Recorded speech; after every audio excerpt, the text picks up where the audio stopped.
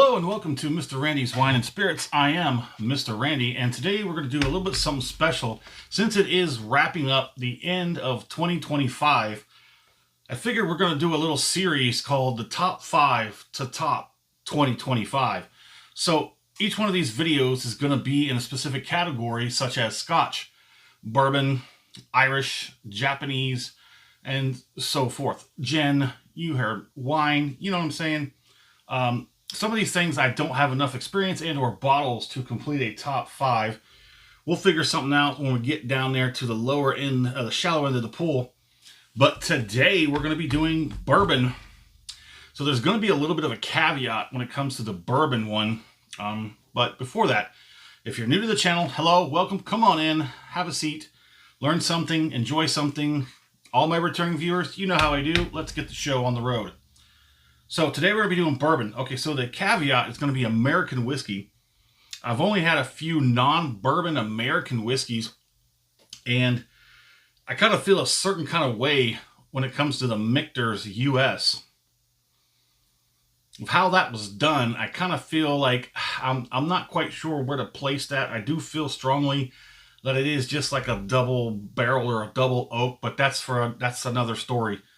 So I don't think there's enough to really cover any kind of thing for American whiskey.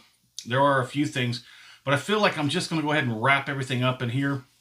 I will have to exclude the Michter's that I had because, like I said, I'm torn between whether it's technically a bourbon, because I feel like it is. And even though most people say, well, technically and legally it's not a bourbon, I feel that it should be.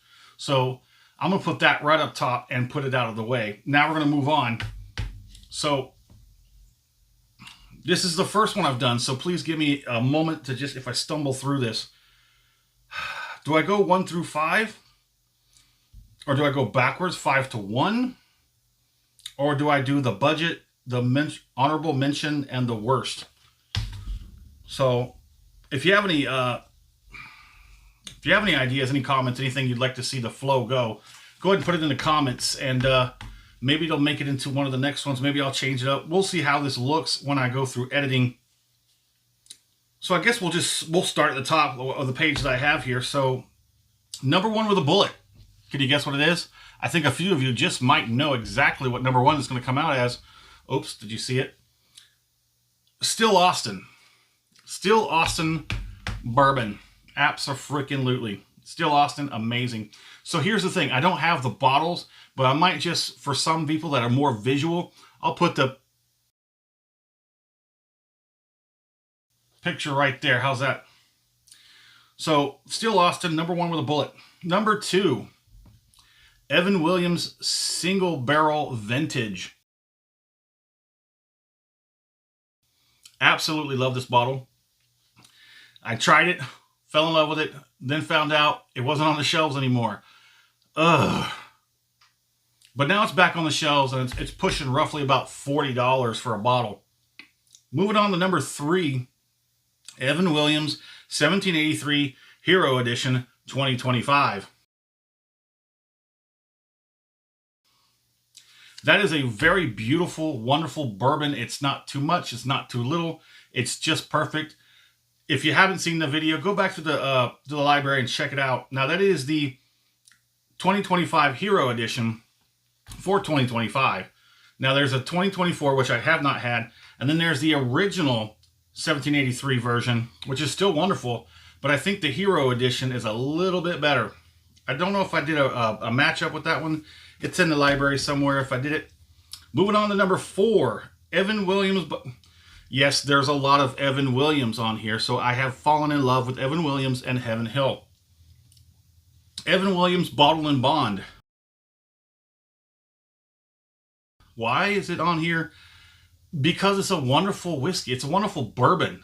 It's a bottled and bond bourbon, and it's a sub $20 bottled and bond bourbon, and it's Evan Williams. So yeah, it made the list. Well, take a guess at what number 5 is. You're wrong. Heaven Hill Bottled and Bond. Yes, it comes from Heaven Hill, just like the other ones. Almost, yeah, yep. Everything on here is from Heaven Hill except for that Still Austin. That Still Austin beat out Evan Williams this year. Wonder how that chart up will look like in 2026. There's going to be a lot more done in 2026 and 2025. I kind of started with a handicap in 2025, but in more ways than one. So now we're going to get down to the other end of it. We're going to do budget. So my mention for budget bottle bourbon for 2025 is going to come out Old Forester 100 Signature. Old Forester 100 Signature in early 2025 was $25-ish out the door. Now it went up about $1 something, so 27 something out the door in my area. Yeah, Old Forester 100 Signature Budget Bourbon 2025. Honorable mention. Here's something that's really going to perk up some ears, and I know some eyebrows are going to raise on this one, but trust me, if you haven't had it, just try it. Dickel 8. Yeah, stop laughing. Dickel 8. If you're laughing and you haven't tried it, shut up and go try it. Just try it. It's a little weird at first, but just give it a chance. That Dickel 8 is really weird, but it's nice. It definitely hits that spot of the honorable mention for 2025. And now we come to the conclusion. The worst bottle of bourbon. Now, please keep in mind that, as I said in the beginning, I don't believe there was enough of the American side and others in this sort of category that were going to make it enough to make a separate video and whole ordeal. So the absolute worst bottle of American whiskey is William Wolf Pecan. I still have that bottle. You know what?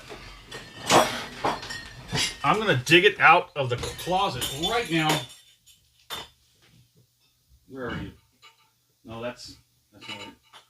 That's not it. This is it. You see that? Do you see that? That is exactly the same amount that was in there the last time you saw this bottle.